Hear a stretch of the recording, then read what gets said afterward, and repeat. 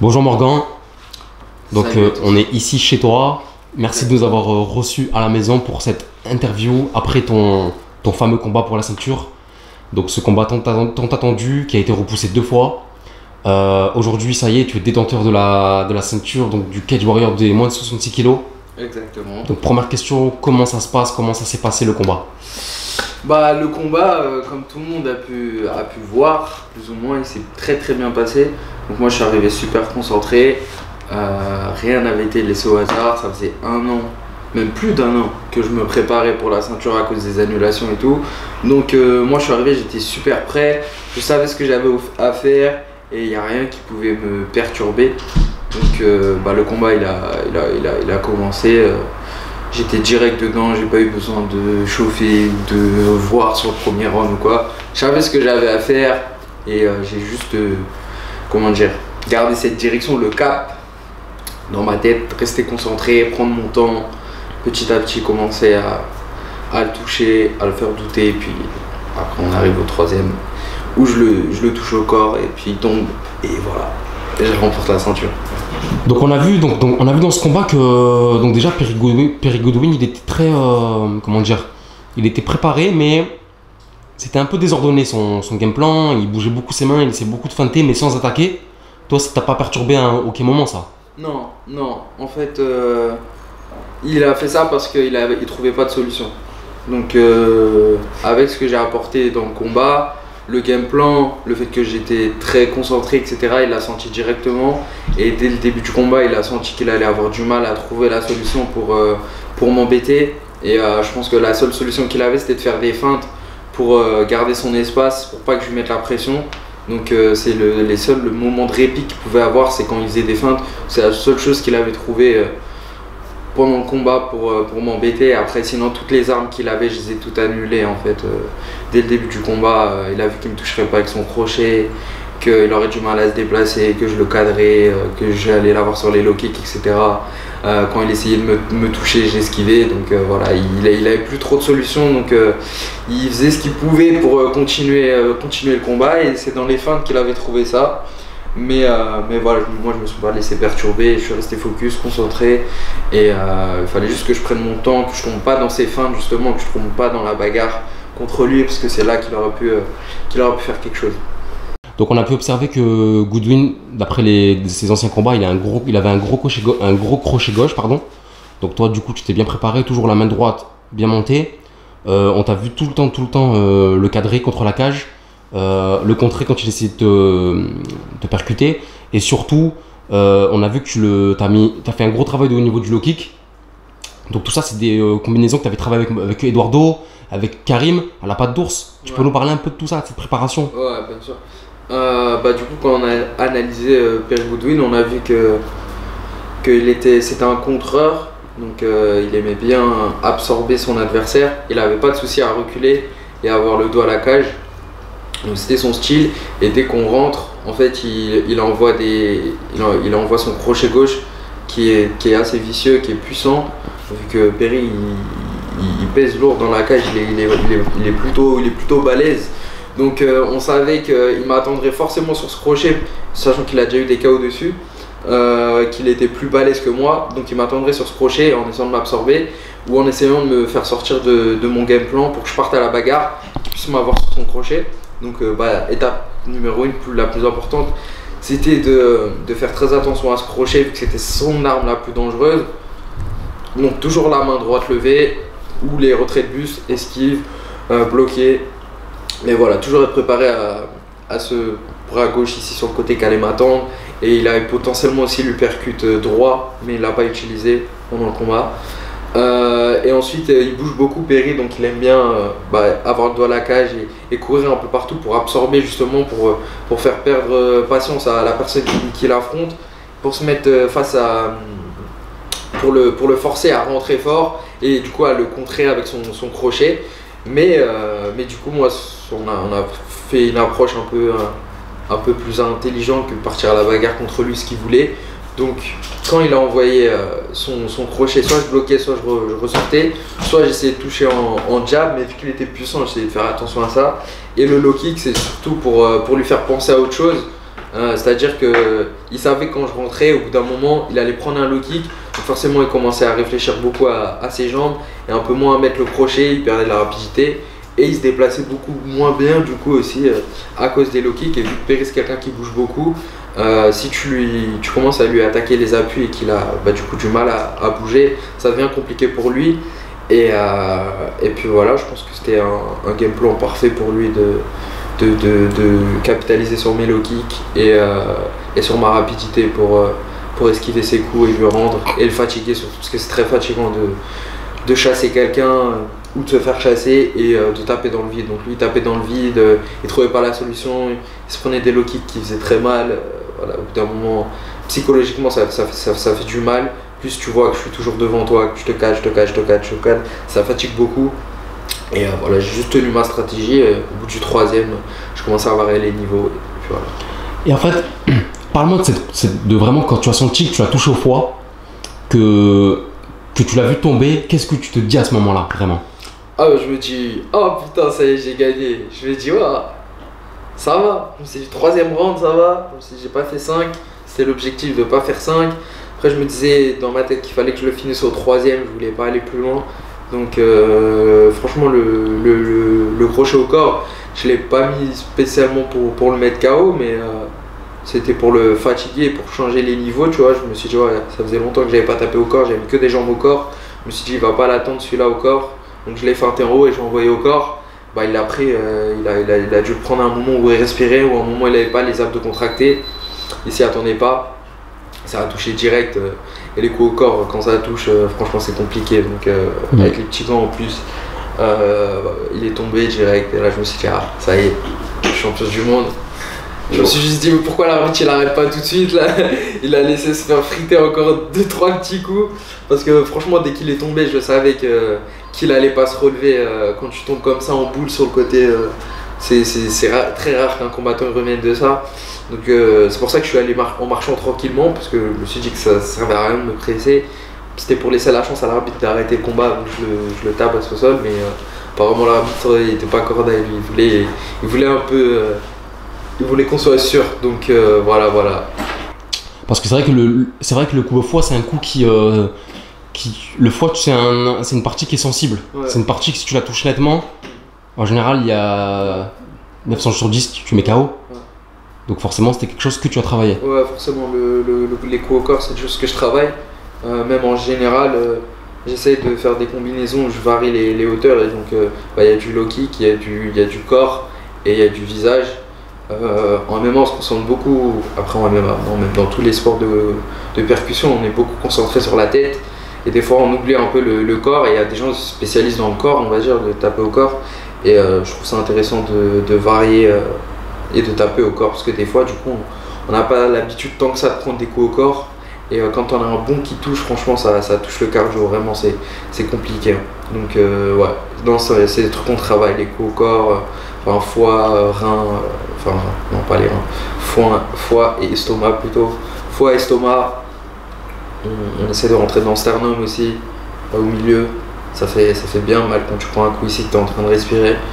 Donc ouais, on essaie de varier un peu pour mettre du danger un peu partout, qu'on ne sait jamais où ça va arriver, où tu attends le truc. Et c'est comme ça qu'on crée plus d'incertitude et derrière qu'on peut avoir des KO. Et si tu devais faire une comparaison entre ton dernier combat contre Dean Truman et celui-ci, pour toi, réellement, c'est lequel qui a été le plus compliqué d'une part, et surtout, forcément, celui qui t'a marqué le plus?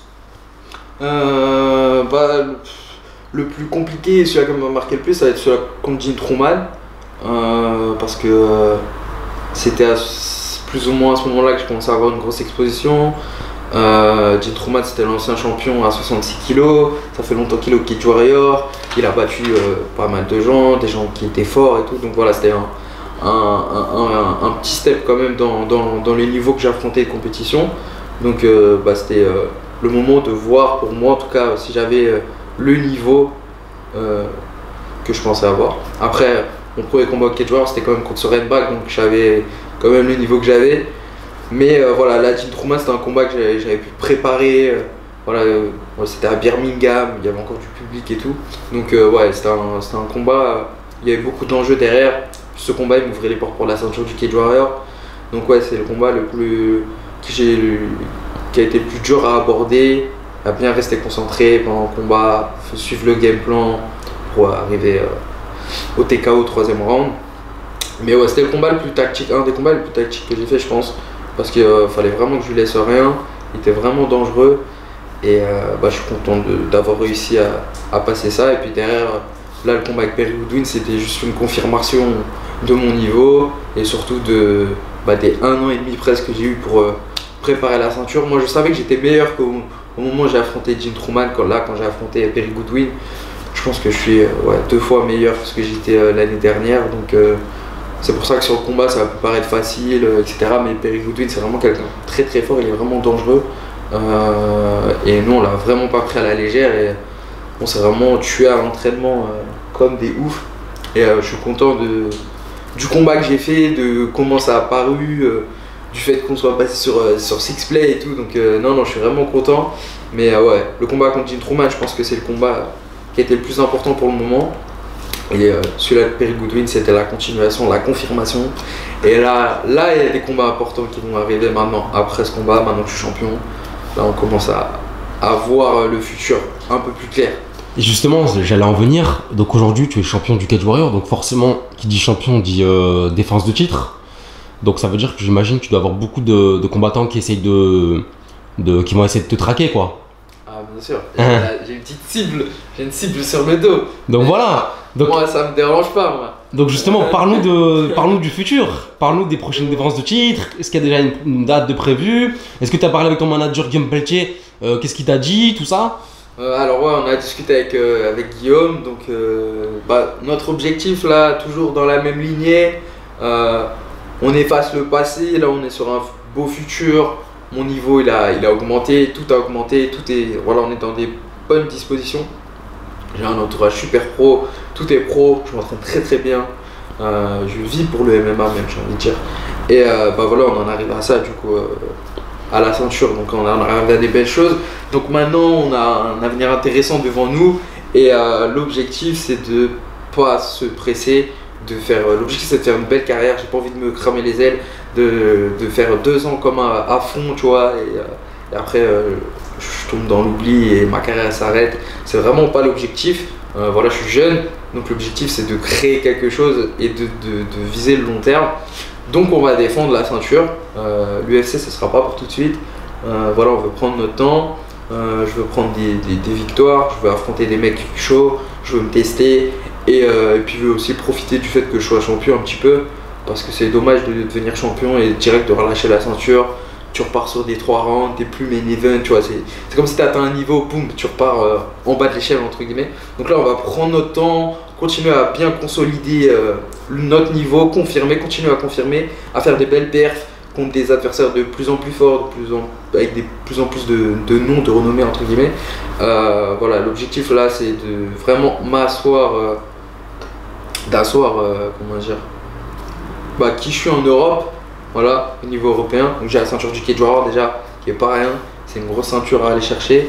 Donc j'ai la ceinture de champion à 66 kg. Maintenant on veut la défendre. Voilà, pour montrer.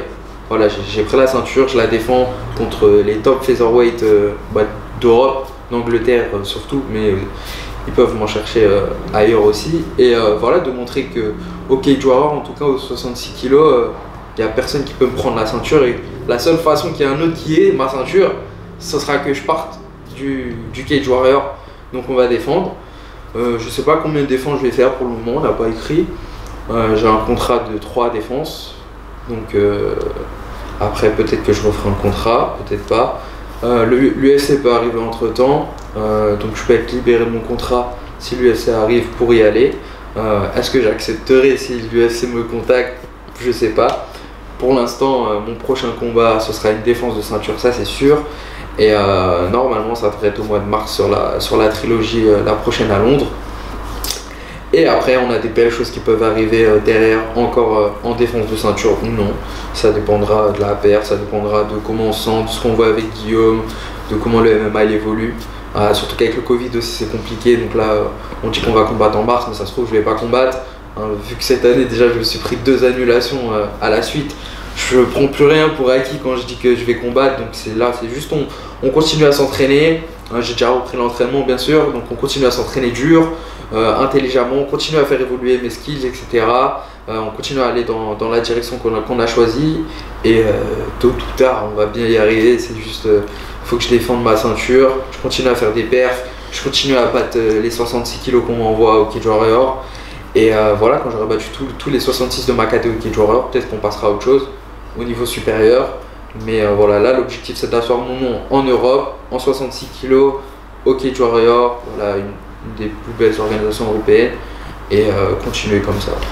Et en fait, est-ce que tu penses que le Covid pourrait peut-être faire avancer les choses à l'image d'un Cyril Gane par exemple, qui lui a eu 3 annulations de combats, et en fait l'UFC a fait comme s'il avait gagné ces 3 combats, ce qui fait qu'il lui a proposé Dos Santos. Est-ce que toi par exemple, tu penses que ça pourrait se passer comme toi si tu as une annulation ou 2?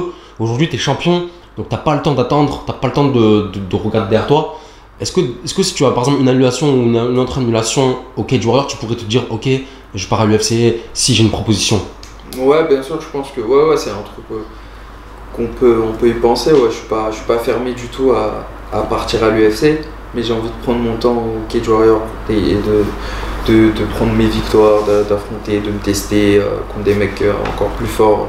Petit à petit, un vétéran UFC, ou voilà, de vraiment continuer à me développer en tant que combattant, vu que je suis encore jeune et j'ai beaucoup à faire. L'objectif c'est vraiment de ne pas se brûler les ailes, mais ouais, s'il y a des annulations encore, et derrière, bah voilà, l'UFC ils arrivent, ils me proposent un truc, ils disent voilà, tac, t'as le temps de te préparer et tout, ouais, bien sûr, je pense qu'on y réfléchira, mais c'est pas l'objectif. Okay. C'est pas l'objectif, donc peut-être qu'on dira non. Tu vois, on sait pas. Mais ouais, le Covid c'est un peu chiant, mais en soi, ça m'a permis de prendre du temps pour moi, de travailler d'autres trucs que je pouvais pas faire avant, de développer tel truc, des skills, voilà, de me concentrer plus sur tel aspect de mon jeu. J'ai eu beaucoup de temps pour me préparer, remettre les bobos dans mon corps. Là, je suis blessé nulle part. Ça faisait longtemps que ça m'était pas arrivé de pas être blessé quelque part. Donc voilà, le Covid en soi c'est chiant, mais ça apporte quand même du positif sur certains trucs. Même dans la façon qu'on a de s'entraîner, j'ai l'impression qu'on est devenu encore plus pro grâce au Covid. Et puis voilà, juste j'espère que ça va pas m'annuler des combats encore, mais même si ça se passe, tant pis. Et à l'entraînement, du coup, aujourd'hui, maintenant que tu as gagné ton combat, qu'est-ce que tu vas travailler en particulier à l'entraînement? Qu'est-ce que tu aimerais améliorer du coup? C'est une bonne question. Nous, on n'est pas dans une optique de travailler, genre par exemple, ouais, on va travailler ton sol, on va travailler ta lutte et tout. On essaie de faire évoluer mon jeu en aspect général. Après, de toute façon, souvent j'ai des périodes où je vais faire plus de striking, des périodes où je vais faire plus de sol, plus de lutte. Là, je pense que je vais rentrer dans une période où je vais faire plus de lutte, cage control et de sol. Je fais beaucoup de striking cette année. Et du cage control, donc je pense qu'on va continuer comme ça. En vrai, on va juste continuer à vraiment développer tout ce que j'ai, toutes mes qualités, continuer à vraiment les tirer vers le haut pour que ils trouvent toujours pas la solution, mes adversaires, et qu'on ait toujours des bottes secrètes à sortir. S'il y en a un qui a une solution sur mon striking ou sur mon sol, sur un truc, boum, on sort une nouvelle carte qu'on aura eu le temps de travailler grâce à tout ce temps qu'on a devant nous là pour se préparer. Donc voilà. Tu peux nous montrer d'un peu plus près la ceinture? Bien sûr. Juste voilà, comme ça. La ceinture, la fameuse. Ça te fait quoi de la porter sur toi là? Ah, je suis content. En plus, elle est vraiment de qualité, j'ai envie de dire. Tu vois. Elle est de qualité, elle est bien faite, elle est jolie. Je me dis que potentiellement, Conor, il a eu la même. C'est vrai. Et ouais, Conor, il a eu la même. Il y a beaucoup de grands champions qui sont passés au Cage Warrior.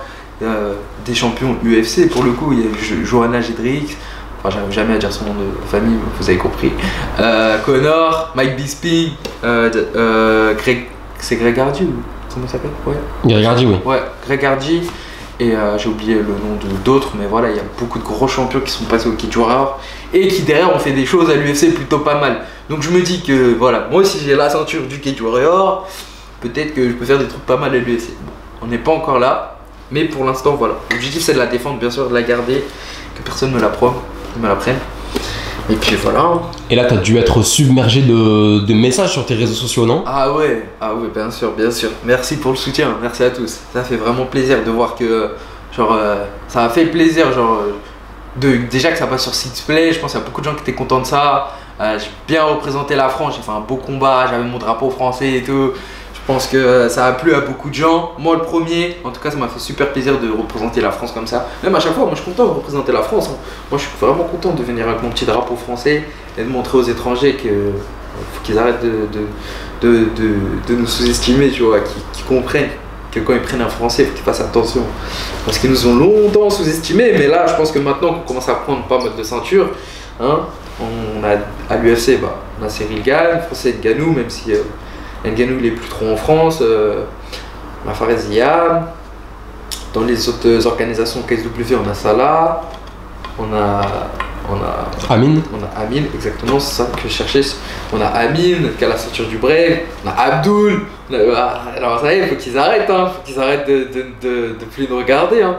Parce qu'après, à un moment, ils vont cligner des yeux, on aura toutes les ceintures et ça va être compliqué. Donc, non, franchement, moi je suis content, je suis vraiment content de comment ça évolue le MMA en France. Tu vois, pas que moi, genre, je vois vraiment que, en tout cas, la génération actuelle, plus celle qui arrive, il y a vraiment des belles choses qui vont être faites. Surtout que maintenant, le MMA commence à être structuré en France. On a des licences pro.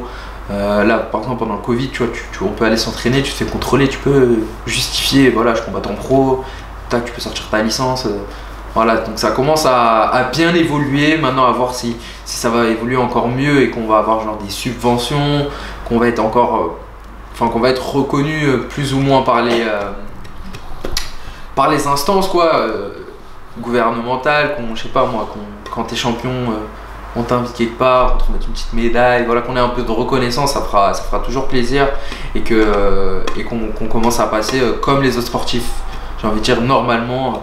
Sur les médias, dans les journaux, à la télé, voilà, que le MMA commence à avoir un bon écosystème en France, ça peut être intéressant. Et après qu'on ait des belles orgas comme l'AFC, le Ares, etc. qui essayent d'investir en France ou en Europe en tout cas. Et je pense que grâce à ça, on pourra vivre du MMA et être bien, tu vois. Donc voilà, c'est cool. Et du coup, tu es au courant que ton manager, c'est un des managers les plus heureux en ce moment? Ah ouais. Parce que Amin Ayoub pour la ceinture du Brave, validé. Tony Johnson pour la ceinture de l'ACA, validé. Et aujourd'hui, Morgan Charrière pour la ceinture du Cage Warrior, validé. T'as vraiment une équipe qui est monstrueuse aujourd'hui, la Bulgarian Top Team. C'était un tiercé gagnant de la part de Guillaume. Non, Guillaume, il fait très bien son travail. Il nous manage très très bien. Voilà, il a une belle vision du long terme et pas de juste nous envoyer, nous friter pour gagner tout de suite un petit peu d'argent et puis après on se brûle les ailes et c'est fini.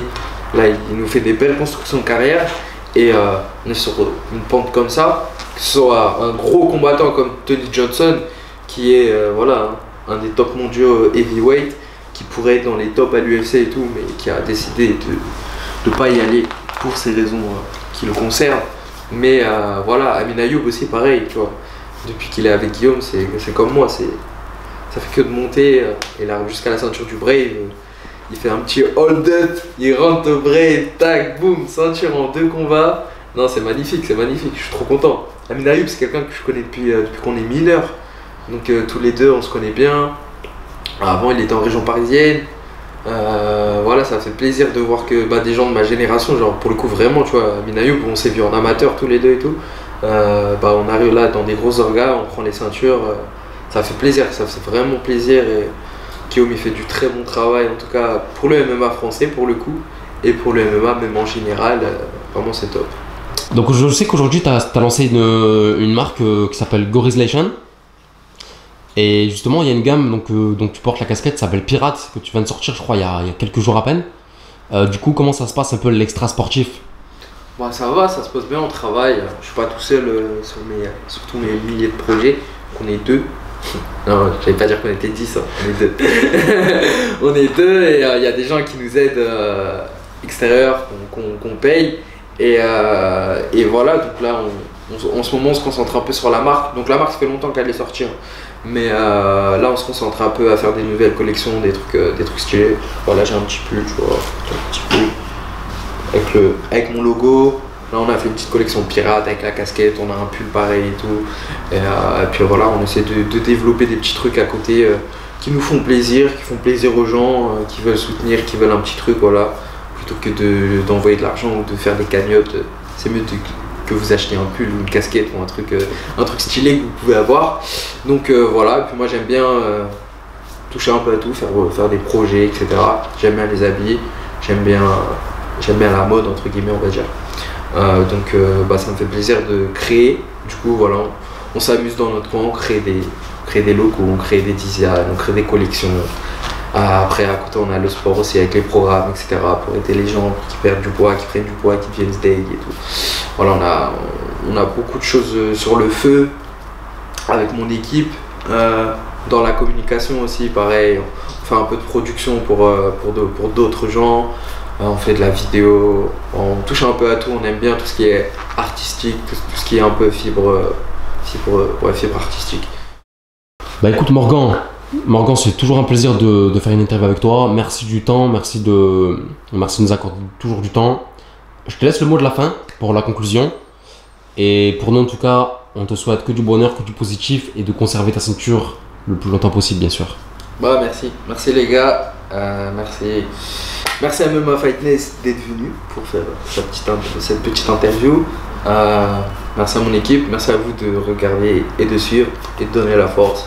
Et puis on continue, voilà, prochaine défense en mars si tout se passe bien. Et voilà, c'est tout. Bisous.